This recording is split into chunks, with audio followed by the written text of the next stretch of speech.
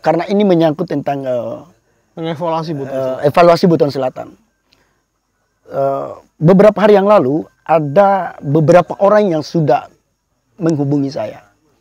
Mereka minta kepada saya agar mengkomunikasikan kepada Bupati PJ Bupati Buton Selatan saat ini agar gaji mereka itu bisa terbayarkan. Ini pegawai di PDAM loh.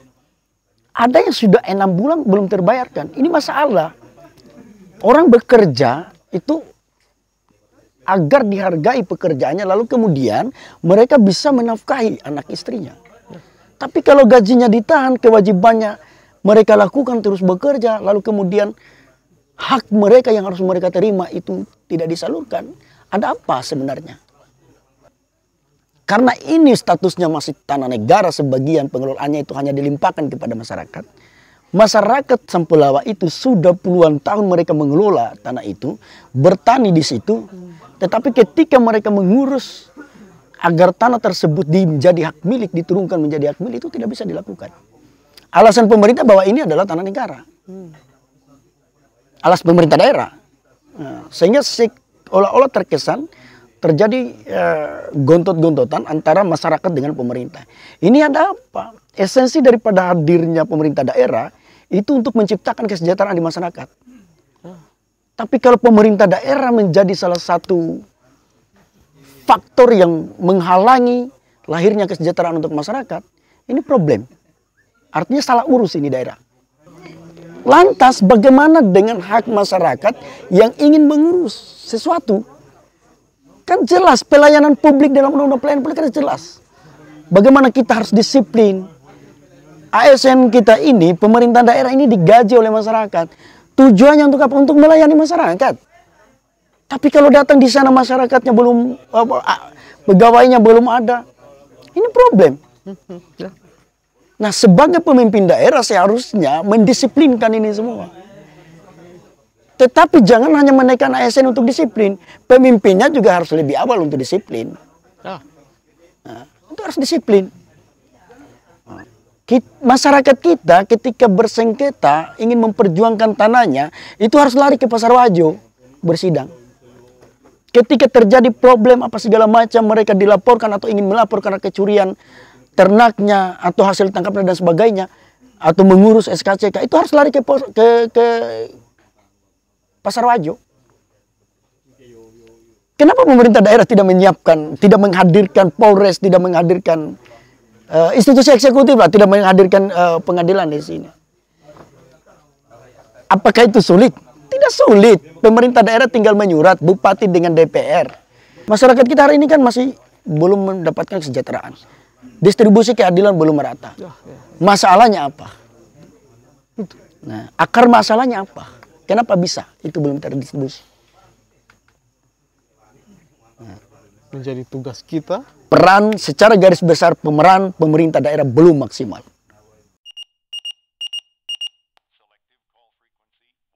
Assalamualaikum warahmatullahi wabarakatuh. Sahabat YouTuber semua dimanapun saja Anda berada.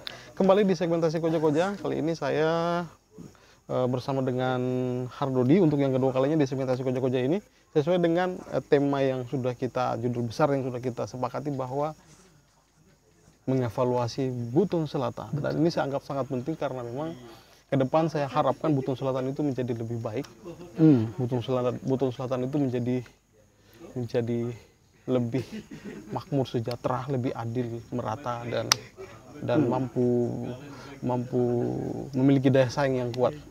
Nah, terkait dengan judul kita, bagaimana kita mengevaluasi Buton Selatan ini? Satu dulu yang saya ingin tanyakan, bahwa Hardodi mempunyai cita-cita yang sangat mulia untuk pulang ke Buton Selatan, kemudian menjadi bakal calon bupati di Buton Selatan untuk mengikuti kontestasi di 2024. Seberapa penting itu sebenarnya bagi Hardodi itu? Sangat penting. Ya. Kenapa sangat penting? Karena semua kita dari yang lahir di Buton Selatan, putra-putri Buton Selatan, punya tanggung jawab untuk bagaimana kemudian memajukan daerah kita. Ya. bagaimana kita berupaya untuk mensejahterakan masyarakat di Buton Selatan. Mencari solusi atas semua masalah yang ada di Buton Selatan. Jadi itu sangat penting buat saya. Kemudian, ya, penting dalam artian memang hal yang apa namanya, sangat menggugah hati. Kenapa? Buton Selatan ini kita sayang. Kita sayang, sama kayak Kota Bau-Bau, sama kayak ke depan Provinsi Buton Raya. Kenapa saya sebut Kota Bau-Bau? Karena memang Kota Bau-Bau menjadi apa namanya, pusat, kalau boleh saya bilang seperti itu. Nah, kita kembali ke Buton Selatan, bahwa saya yakin ketimpangan sosial itu masih ada. Oh, sangat banyak.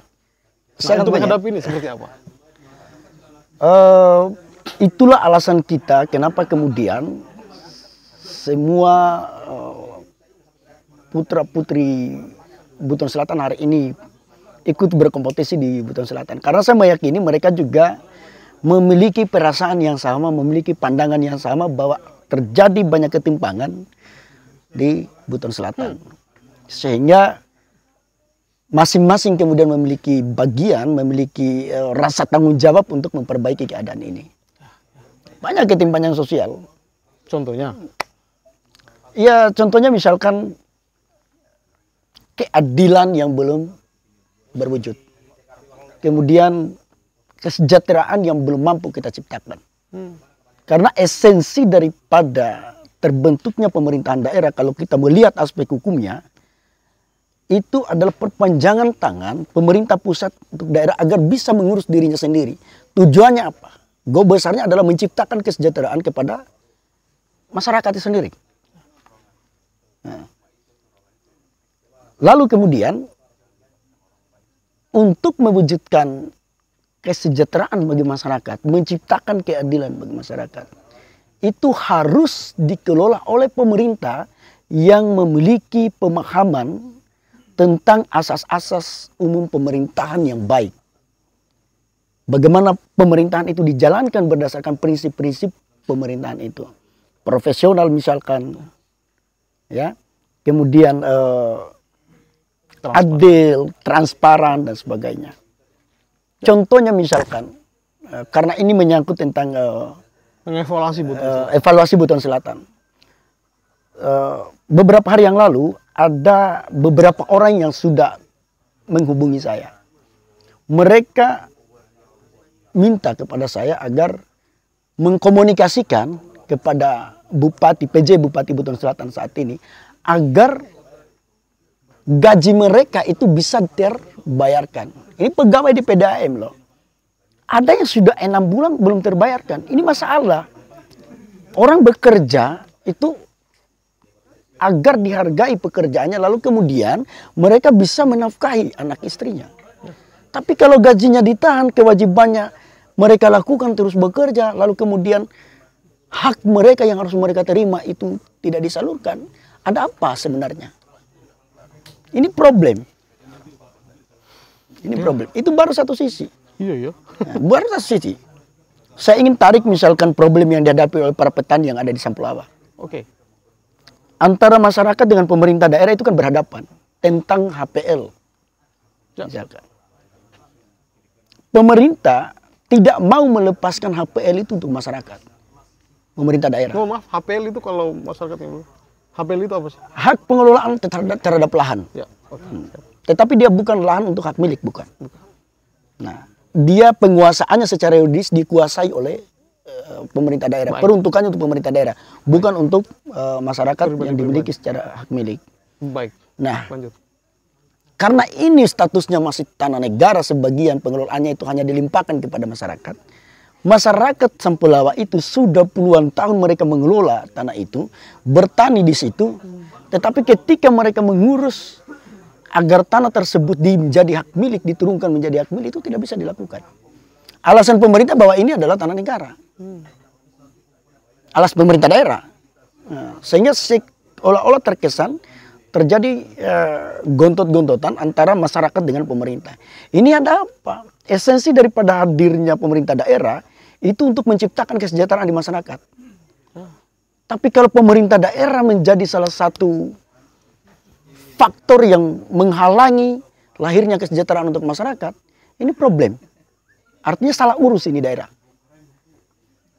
Nah, oke, di dalam undang-undang agraria tidak dijelaskan secara eksplisit tentang bagaimana status tanah itu, HPL itu untuk untuk masyarakat.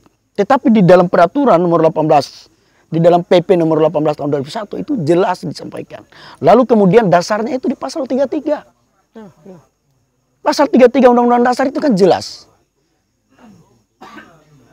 Tanah, bumi, tanah air dan kekuasaan seluruhnya dikuasai oleh negara lalu kemudian diberikan kepada untuk kesejahteraan, diperuntukkan untuk kesejahteraan masyarakat.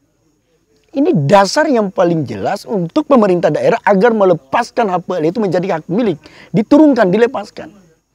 Sudah ada aturannya itu, tapi pemerintah daerah tidak mau melepaskan itu, sehingga terkesan berhadapan antara pemerintah dengan masyarakat. Iya, sangat jelas sekali tadi. Padahal tanah itu diperuntukkan untuk kesejahteraan masyarakat. Mereka seharusnya diberi kepastian hukum bahwa tanah yang mereka kelola, tanah yang mereka jaga selama ini bisa juga harusnya bermanfaat buat mereka untuk anak cucu mereka ke depan. Misalkan tanah itu diturunkan statusnya menjadi hak milik, mereka mungkin ingin membuka usaha, mengambil sertifikatnya lalu kemudian digadaikan di bank, itu kan bisa membantu untuk modal usahanya. Tapi ini justru ditahan bertahun-tahun. Ada apa sebenarnya? Untuk apa? Kenapa menahan itu? Nah, Jokowi bagi-bagi sertifikat kok, presiden bagi-bagi sertifikat. Kenapa pemerintah Buton Selatan menahan itu? Ini problem salah satu yang ada pada pertanian kita. Banyak hal kalau kita berbicara untuk mengevaluasi Buton Selatan. Bongkar-bongkaran lah. Kita evaluasi Buton Selatan sekarang. Misalkan di bagian perikanan misalkan. Baik. Bantuan masuk semua. Tetapi pemerintah tidak menyiapkan infrastruktur lainnya, misalkan SPBUN untuk nelayan. Masyarakat Batu Atas yang jadi nelayan, masyarakat Siompu, Kadatua, Siompu Barat, Lakaliba, itu harus beli BBM di bau-bau. Kenapa kemudian SPBUN ini tidak dibangun di setiap daerah pesisir masyarakat kita yang mata pencariannya adalah nelayan? Kenapa itu tidak dibangun? Bukankah lahirnya pemerintahan daerah tujuan dari kita memekarkan diri ini agar memudahkan kita untuk mensejahterakan masyarakat, mendistribusikan keadilan? Nah, kalau kita semuanya harus lari ke bau-bau, terpusat, hasil lautnya juga harus dijual ke bau-bau karena pemerintah daerah tidak menyiapkan satu wadah untuk menampung hasil tangkapan lautnya masyarakat. Tidak usah kita mekar. Tidak usah. Karena asas lahirnya satu pemerintahan daerah itu adalah itu tadi. Secara filosofi untuk menghadirkan, mendistribusikan keadilan dan kesejahteraan untuk masyarakat. Baik. Itu baru satu aspek yang kita bicara. Belum aspek lain misalkan. Coba pasti pernah jalan-jalan di Buton Selatan. Wah, saya di sana terus saya. Coba pergi di salah satu kantor dinasnya. Pergi jam 8.30. Apa yang ditemukan di situ? Pintu terbuka atau pintu tertutup? Ada pegawai atau tidak? Ya, baik. Pegawainya tidak ada. Nanti jam 10 ke atas, jam 9 ke atas, jam 10 ke atas berada. Lantas bagaimana dengan hak masyarakat yang ingin mengurus sesuatu? Kan jelas pelayanan publik dalam undang-undang pelayanan publik kan jelas. Bagaimana kita harus disiplin. ASN kita ini, pemerintah daerah ini digaji oleh masyarakat. Tujuannya untuk apa? Untuk melayani masyarakat. Tapi kalau datang di sana masyarakatnya belum, pegawainya belum ada. Ini problem. Nah, sebagai pemimpin daerah seharusnya mendisiplinkan ini semua. Tetapi jangan hanya menaikkan ASN untuk disiplin. Pemimpinnya juga harus lebih awal untuk disiplin. Nah, itu harus disiplin. Kemudian selain masalah pelayanan publik. Hal yang paling paling menonjol yang harus kita evaluasi adalah Ya, apa sebenarnya itu yang paling menonjol menurut Arodi? khususnya, ya khususnya. Coba kita lihat, kalau kita ini mengaku sebagai negara demokrasi, pijakan kita di dalam teorinya Montesquieu tentang pembagian kekuasaan, maka di daerah Buton Eksekutif, Selatan itu yudikatif. mesti ada eksekutif, yudikatif, dan legislatif. Ya jelas adalah. Mesti ada. Sekarang kita punya eksekutif, ada pemerintahan daerah, kita punya legislatif, Ya. ada DPRD, tetapi kita tidak punya yudikatif. Masyarakat kita ketika bersengketa ingin memperjuangkan tanahnya, itu harus lari ke Pasar Wajo bersidang. Ketika terjadi problem apa segala macam, mereka dilaporkan atau ingin melapor karena kecurian ternaknya atau hasil tangkapnya dan sebagainya, atau mengurus SKCK, itu harus lari ke Pasar Wajo. Kenapa pemerintah daerah tidak menyiapkan, tidak menghadirkan Polres, tidak menghadirkan institusi eksekutif lah, tidak menghadirkan pengadilan di sini? Apakah itu sulit? Tidak sulit. Pemerintah daerah tinggal menyurat, bupati dengan DPR, menyurat di Mahkamah Agung agar dibukakan satu pengadilan di situ, menyurat di Mabes Polri agar ada Polres di sana, menyurat di Kejaksaan Agung. Tugas kita pemerintah daerah tinggal menyiapkan lahannya saja. Nah, padahal kehadiran legislatif ini, kehadiran yudikatif ini sangat, selain memudahkan masyarakat yang mencari keadilan, juga bisa membangun aspek ekonomi masyarakat. Ya. Karena kalau kita pengacara misalkan atau ada orang berkuasa pergi di pengadilan mau sidang, ada urusan, kita mungkin di perjalanan habis bensin, beli bensin botolan misalkan, kita bisa beli rokok, kita bisa rokok. Artinya UKM kita itu bisa hadir. Benar. Tapi seumur sampai saat ini, misalkan sejak kita mekar, itu belum mampu dilakukan. Kita kalah satu langkah dari Buteng. Ya, benar. Buteng sudah punya Polres, kita belum. Menarik ini kalau kita coba kita melihat, kita tiliki baik-baik ini, kita coba evaluasi Buton Selatan. Itu baru beberapa poin tadi yang di... Belum, itu saya baru bicara tentang institusinya. Siap. Saya belum berbicara tentang, Ayo. kita belum melirik tentang fungsi daripada eksekutif, legislatif, dan yudikatif. Ayo, kita coba melihat itu. Salah satu yang harus kita soroti, Ya. yang tidak terjadi di Buton Selatan hari ini adalah, khusus untuk di legislatif, tidak berfungsi secara maksimal check and balance. Pengawasan mereka terhadap pemerintahan eksekutif itu tidak berjalan dengan maksimal. Terkesan seolah-olah pemerintah daerah, dalam hal ini eksekutif, pemimpin daerah, bupati, para anggota DPR ini seolah-olah anak buahnya eksekutif. Anak buahnya bupati, seolah-olah seperti itu. Sehingga ada problem, misalkan tadi sempat disinggung juga ya sebelum kita tanya mengenai tentang bagaimana apa tadi soal tes apa? Iya, ada problem yang sangat jelas. Tes CPNS, kemudian tes PNS, kemudian P3K. Iya. Ini kan harus direspon oleh DPR, panggil semua seperti apa judulnya. Dipanggil kenapa bisa seperti ini. P3K misalkan nilainya rendah tapi dia bisa lulus, yang tidak lulus kemudian ada apa? Apa problemnya di situ? Nah, saya selalu sampaikan bahwa suatu problem itu akan kita temukan solusinya kalau kita paham tentang akar masalahnya. Ya. Akar masalahnya di mana? Ini dulu yang harus kita gali. Akar masalah. Akar masalahnya. Masyarakat kita hari ini kan masih belum mendapatkan kesejahteraan. Distribusi keadilan belum merata. Ya, ya. Masalahnya apa? Nah, akar masalahnya apa? Kenapa bisa itu belum terdistribusi? Menjadi tugas kita. Peran secara garis besar pemeran pemerintah daerah belum maksimal. Belum maksimal. Ya. Baik, ketika kita mengevaluasi seperti apa yang disebutkan tadi, saya kembali terbuka wacana saya. Oh iya ya, bahwa memang ketika ada SPBU yang di pulau-pulau kita, di Kadatua, di Siombo, memudahkan nelayan kita untuk bisa mendapatkan. Kemudian ketika HPL tadi tanya sudah menjadi, itu bisa berkontribusi bagus buat masyarakat. Kemudian ketika yang disebutkan tadi, ketika gaji-gaji tidak sampai mandek, itu betapa membuat itu tidak boleh terjadi. Itu haknya mereka. Iya. saya sudah didatangi oleh beberapa teman-teman yang belum menerima gajinya. Masya Allah. Ini saya hanya akan melakukan pendekatan persuasif dulu. Saya akan mengirim surat di pemerintahan daerah untuk dibayarkan itu gajinya.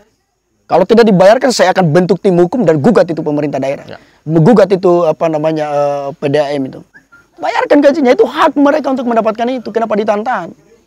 Banyak Banyak ya? Banyak hal yang harus kita evaluasi. Misalkan penempatan pegawai yang tidak profesional. Ya. Atau yang tidak profesional. Misalkan yang tidak punya background tentang dinas kelautan, tapi dibawa untuk menjadi pemimpin dinas untuk mengelola soal kelautan misalkan. Itu kan tidak tepat. Backgroundnya dia dipertanyakan kok dibawa di kelautan. Backgroundnya dia di pendidikan tapi dibawa di PU misalkan. Ini kan tidak connect. Penempatan seperti ini. Backgroundnya dia di bagian kesehatan kok dibawa di pemerintahan untuk kecamatan. Nah, seharusnya ke depan hal-hal seperti ini harus difilter dengan baik. Dibuka selebar-lebarnya, semua diberi kesempatan, lalu kemudian dites, diwawancara. Ini langkah-langkah itu nepotisme itu. Istilah-istilah orang dalam itu dibuang lah. Kalau daerah kita mau maju. Benar. Siapa yang bisa mengontrol ini? Ya, itu pertanyaan. Ya legislatif, DPR. Fair ya? DPR. Karena fungsinya mereka itu. Masyarakat memilih mereka agar aspirasi masyarakat itu bisa disuarakan. Ya. Pemerintah daerah penggunaan anggaran itu bisa dievaluasi oleh mereka, bisa diawasi oleh mereka. Benar. Tapi ini kan seolah tidak terlalu menggigit. Saya nggak tahu ya, kenapa ya? DPR kita ya. Apakah mungkin takut supaya jangan sampai tidak dapat proyek? Tidak usah jadi anggota DPR kalau hanya kerjamu untuk cari proyek. Kalau mau kaya, jangan jadi anggota DPR, jadi pengusaha. Tidak usah jadi bupati kalau ingin kaya, tapi jadi pengusaha. Kita ingin menjadi wakil rakyat atau ingin menjadi pemimpin daerah, itu kita wakafkan diri kita untuk memberikan yang terbaik untuk daerah kita. Lepas dari segala kepentingan pribadi kita. Tapi kalau nepotisme masih terjadi, yang memimpin harus semua keluarga kita, harus dari orang satu kampung kita, ini tidak bagus. Daerah kita tidak bisa maju kalau model seperti itu. Buton Selatan akan maju, akan berkembang, akan memberikan keadilan yang merata apabila kita menghilangkan hal-hal seperti itu.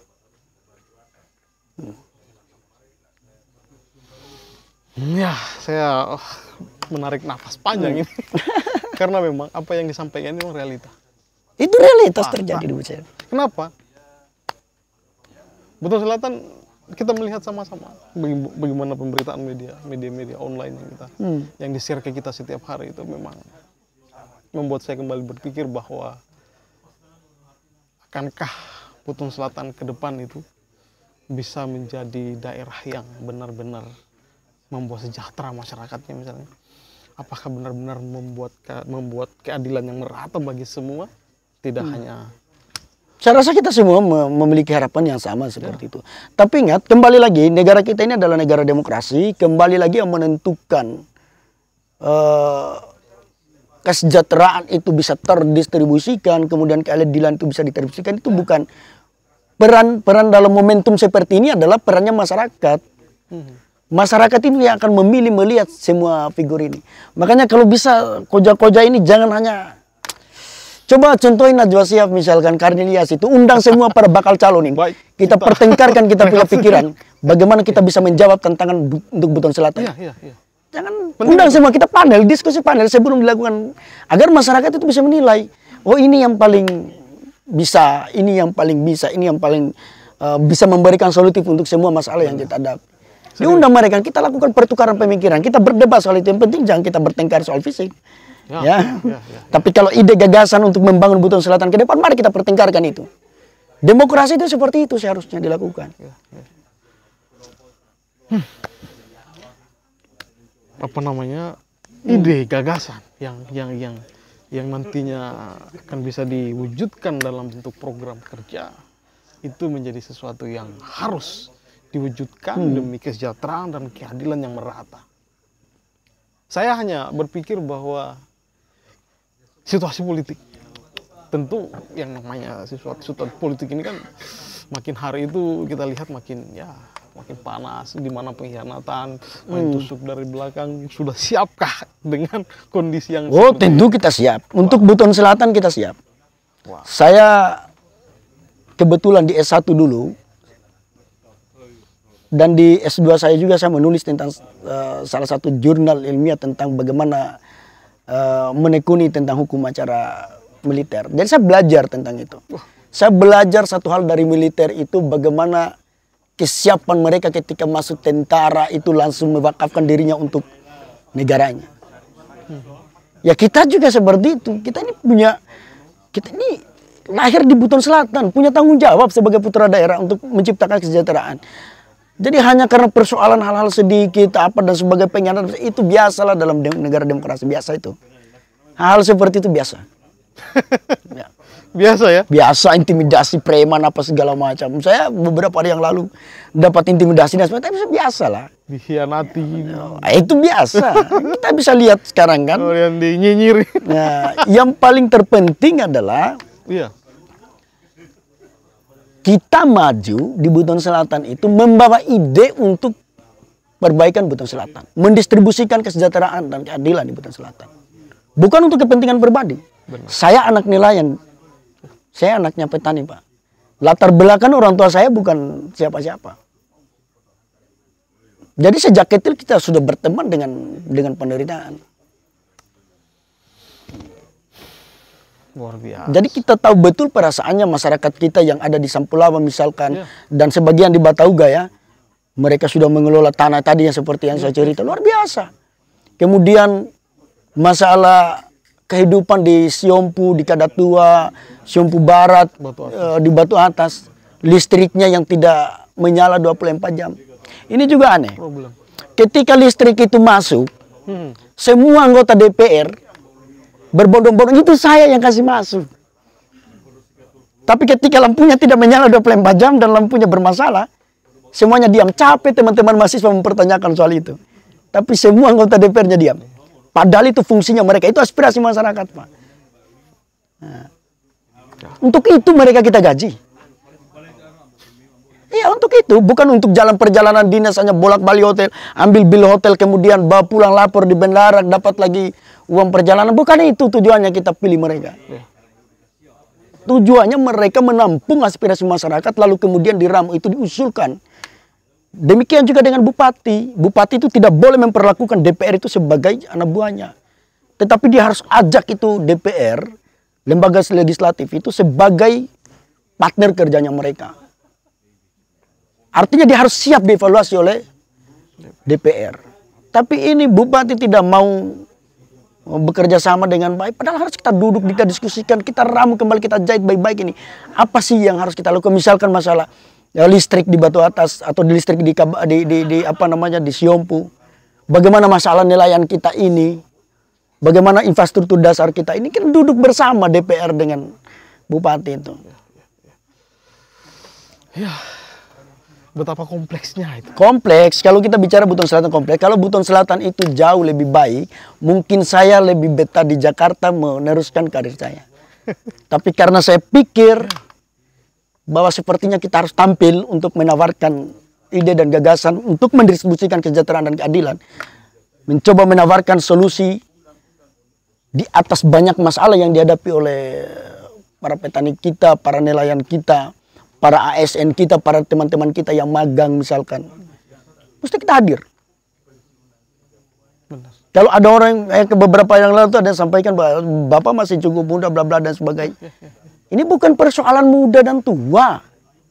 Ini persoalan tanggung jawab bagaimana kemudian kita bisa berkontribusi untuk memastikan kesejahteraan dan keadilan itu dimiliki oleh semua masyarakat Buton Selatan. Tidak hanya dimiliki oleh satu kelompok tertentu. Nepotisme harus dihapus di Buton Selatan. Harus. Semua kader-kader Buton Selatan yang baik, yang bagus, yang potensial, itu dipanggil misalkan. Kepala dinas jangan hanya karena keluargaku langsung diberi pendukungan. Tidak boleh seperti. Karena ini kepala sekolah adalah tim saya kemarin istrinya atau keluarganya harus disebut. Nggak boleh seperti itu. Bayangkan ya, setelah pilkada kemarin, ada peristiwa di salah satu daerah, teman-teman guru-guru honorer yang magang itu karena tidak memilih salah satu anggota DPR, itu dipecat dari sekolah. Itu ada apa sebenarnya? Politik itu pertarungan pikiran, bukan pertarungan perasaan, jadi tidak boleh baper. Nggak boleh baper, iyalah. Kalau sudah selesai kontestasi, selesai. Kalau dia tidak mendukung kita, hargai dia. Ini demokrasi kok. Demokrasi. Tapi ini justru gajinya ditahan. Ada lagi laporan yang saya terima. Karena salah satu kepala desa ini ada keluarganya yang calon dan kemudian tidak dipilih. Untuk pelayanan masyarakat, pokoknya hanya dilayani tim-timnya atau pendukungnya yang pilih dia. Yang berseberangan dia tidak dipilih. Ini tidak boleh, sebenarnya tidak boleh terjadi. Kalau saya jadi bupatinya, saya panggil kepala desa seperti ini, saya beri sanksi, Pak. Tidak boleh. Atau saya kejar itu anggaran-anggaran penggunaan dana desanya itu. Iya, itu bukan rahasia umum lagi. Libatkan tipikor dari kejaksaan maupun dari Polres itu. Periksa semua para kepala desa yang kurang ajar seperti itu. Tidak boleh. Ini soal politik. Politik itu kepentingan publik. Jadi jauhkan dari kepentingan privasi. Saya misalkan, taruhlah dapat pintu lalu kemudian duduk jadi bupati. Apakah lawan-lawan saya yang tidak mendukung saya harus musuh? Tidak. Demokrasi tidak bicara seperti itu. Kalau sudah selesai kontestasi, mari kita rambut kembali.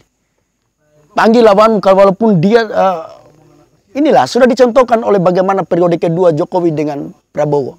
Bagaimana Sandiaga Uno kemudian masuk di dalam struktur pemerintahan Jokowi misalkan, demikian juga dengan Prabowo. Ini contoh yang baik bagi demokrasi. Yang tidak memilih kamu, ya hargai. Yang memilih kamu juga hargai. Kedewasaan berdemokrasi. Dewasa kita harusnya, dewasa. Nah, tapi saya melihat di Busel masih jauh dengan itu. Masih jauh. Masa urusan dapurnya orang misalkan gajinya ditahan hanya karena dia tidak pilih kita. Perangkat-perangkatnya diselesaikan. Perangkat desa ya. Diselesaikan, dinonjobkan para PNS yang tidak sejalan dengan kita. Tidak boleh seperti itu. Tidak boleh. Itu baru kita bicara konteks politik ya. Kita belum berbicara tentang bagaimana pendistribusian bantuan yang hanya dimiliki oleh kelompok orang misalkan. Banyak masalah di Busel. Memang kita evaluasi wajib itu. Wajib. Saya memang dari sini saya mendapat informasi yang memang harus kita evaluasi bagus-bagus. Dan saya pikir di sini ketegasannya seorang Adrodi saya melihat di sini. Terima kasih atas ketegasan itu. Apa ya? Tadi itu saya kembali bahwa harus kita mampu ilhami bahwa pemerintahan daerah itu merupakan perpanjangan tangan dari pemerintahan pusat. Kenapa ada pemerintahan daerah? Supaya dia bisa mengelola sendiri itu daerahnya dengan baik. Bukan menciptakan kerajaan-kerajaan tersendiri di dalam situ. Bukan menciptakan raja-raja kecil di dalam daerah, bukan. Goal besarnya adalah supaya keadilan tadi itu cepat terdistribusi. Pelayanan publik juga bisa cepat ditangkap. Tapi kalau ini misalkan di rumah sakit Buton Selatan kemarin, orang sudah mau mati belum dilayani, tanyakan dulu ada BPJS-nya tidak ada umum. Itu hilangkan dulu, itu tolong dulu nyawa. Tolong dulu nyawa. Kan ada sempat saya baca berita ada orang yang demo ya di Buton Selatan kan itu. Wow. Itu kenapa bisa terjadi? Karena pemerintah daerahnya tidak beres. Kalau pemimpinnya dia beres, semua ASN itu dia akan beres. Siap. Dia akan beres. Tapi ini pemimpin daerahnya kita acuh tak acuh dengan kedisiplinan ASN misalkan. Haknya mereka untuk menerima gaji selalu ditahan misalkan. Tidak boleh. Kalau sudah waktunya mereka terima ya terima. Terus ditambah lagi seperti yang saya bilang. DPR-nya kita tidak menjalankan fungsi check and balance-nya itu dengan baik. Padahal itu harus dilakukan. Harus dilakukan. Baik. Terkait dengan pencalonannya Hardodi kemarin sudah kita tahu bahwa mendaftar di PDI Perjuangan. Sebagaimana setelah yang kita lihat tadi bahwa ada vonis sudah dijatuhkan kepada mantan bupati di sana. Kemudian saya hanya khawatir apakah itu bisa menggerus elektabilitas dengan seorang Ardodi yang tegas tadi, karena memang partainya kemudian sudah ada aduh ini entah ini apa, tapi bisa dijawab itu. Artinya begini, masyarakat Buton Selatan itu adalah masyarakat yang cerdas. Mereka mampu melihat mana urusan partai, mana urusan pribadi. Oke. Yang divonis itu adalah urusan pribadinya, dia melanggar hukum. Jadi terpidana, vonis 9 tahun. Apakah partainya terlibat? Tidak bisa. Itu di dalam hukum ada 2 orang. Orang manusia dan orang badan hukum. Oke. Partai itu ada badan hukum, sesuatu yang berbeda. Oh ya. Jadi kalau seandainya yang dikhawatirkan jasa pengurus itu tidak ada hubungannya sama sekali. Tidak ada hubungannya sama sekali. Saya rasa semua partai juga seperti itu. Justru kita hadir ini untuk memperbaiki. Karena saya meyakini betul partai PDIP itu adalah partainya orang Marhain. Partainya rakyat kecil, partainya kaum buruh, partainya kaum tani, partainya kaum nelayan. Makanya Ibu Mega Ketua Umum itu selalu menyampaikan merumput, dekat dengan masyarakat. Kalau ternyata ada kader yang kemudian menjabat salah satu daerah atau terlibat masalah kasus, ya itu urusan pribadi dia, tapi bukan urusannya dengan partai. Dan saya yakin dan percaya masyarakat mampu membedakan itu.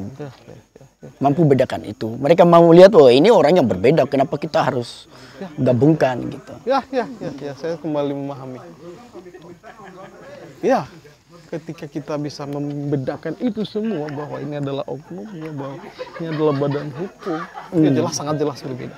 Ya, kita kan ada 5 orang ya yang mendaftar di PDIP ya. Boleh cerita itu. Masyarakat kan bisa memilih siapa yang paling tepat. Makanya saya berharap untuk koja-koja ini ke depan.